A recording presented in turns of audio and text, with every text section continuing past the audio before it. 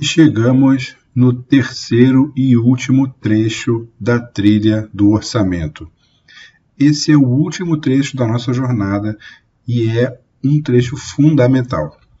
Nessa etapa, a gente vai ver como transforma o orçamento de produção em orçamento de venda. Ou seja, eu transformo a obra ou serviço num produto a ser comercializado.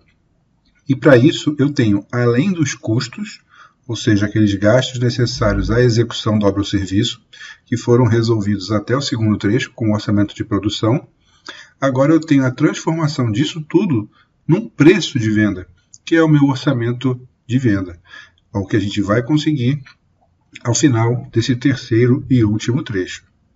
E o primeiro passo desse último trecho é a definição da lucratividade. Sim, você vai definir qual é o lucro que você quer com essa obra ou serviço. Mas atenção, essa lucratividade ela possui duas travas ou dois limites. Um limite superior, que é o mercado. O mercado não regula a tua lucratividade, mas ele vai regular o teu preço final. Então, se você falar, a lucratividade sou eu que defino, então eu quero 90% de lucratividade. Pode querer 90, 100, 300, mas e aí? O teu preço final vai continuar competitivo? Vai continuar comercialmente adequado ao mercado? Então não adianta você ter uma lucratividade alta se você não vende a obra, se você não vende o serviço. Na verdade, a lucratividade é nenhuma, porque ela só é realizada quando o serviço ele é contratado, ele é vendido e executado seguindo as premissas do orçamento e do preço de venda. Então não basta também só vender, eu preciso ter toda uma gestão para que aquilo que eu defini no meu orçamento aconteça. Então a lucratividade ela possui essa trava superior que é o mercado. E a trava inferior, o que é? Tudo aquilo que você não observar ou que você falhar na produção, ou seja, na elaboração do orçamento de produção, ele vai comer a tua lucratividade. Por quê? Porque eu estou gastando mais para executar do que aquilo que foi orçado.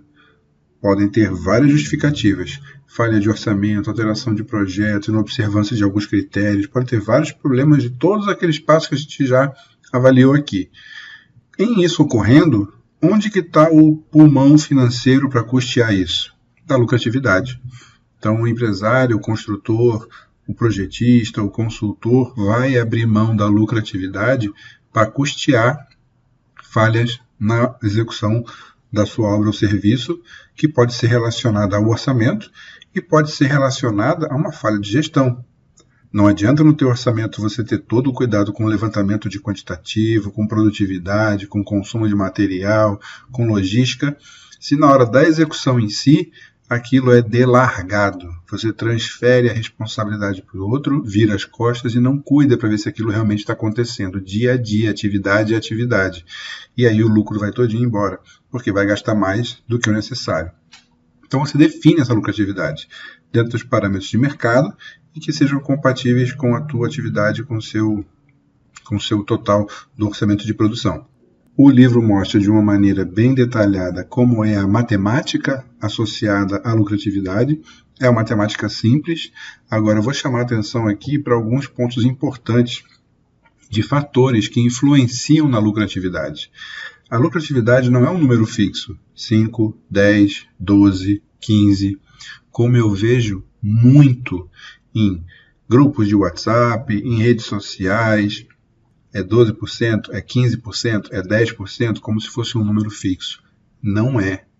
Isso depende totalmente da concorrência, depende do posicionamento de mercado, depende do interesse em conquistar uma obra ou serviço.